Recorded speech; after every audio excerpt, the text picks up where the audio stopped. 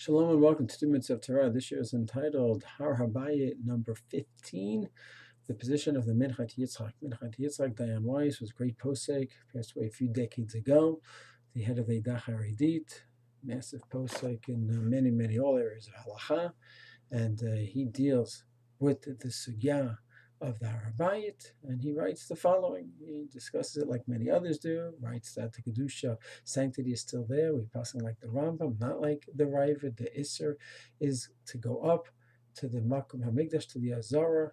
Since we are Tamei Mate, we cannot go up to that area, and we are liable for Karet, and nothing has changed whether the Mikdash is there or not, and that's clearly the majority of the poskim.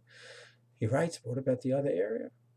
So it's true. Person, if he knows the rest of the area, Habayit, as we discussed, he could go up. And if the person is a Baal Keri, has a seminal mission, then he goes ahead, he goes to the mikveh. He writes, it's not simple at all.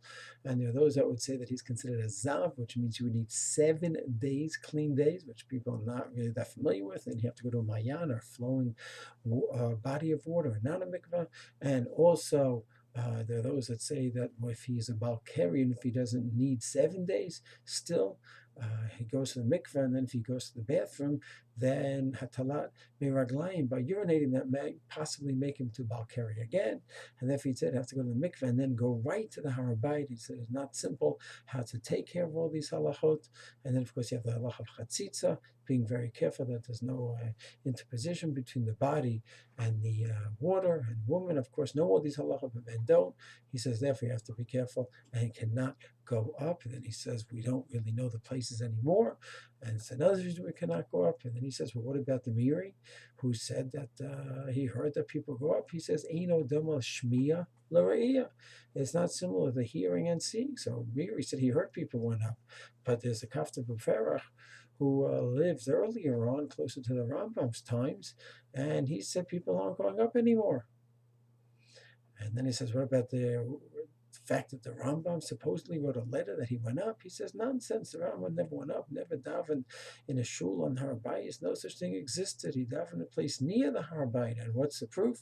The Kafta B'Perach also lives a couple generations or two after the Rambam. He writes, no one is going up. And if there's a shul up there, then why doesn't he write about it? So the Minchat Yitzchak concludes the fact that there was no shul up there. The Rambam did not go up there. The Miri's claim that people did go up does not hold up against the Kafta Ferach's claim, who he lived in Yerushalayim, that people do not go up, and we do no longer know the right place anymore. And even if we do, there's too many complications, and therefore, as the Tzitz Eliezer, as Rav Sternbach, Rashach, and others, as we learned in the previous Yerim, held that it is us to go up, and Yitzchak counts himself among those as well. Shalom.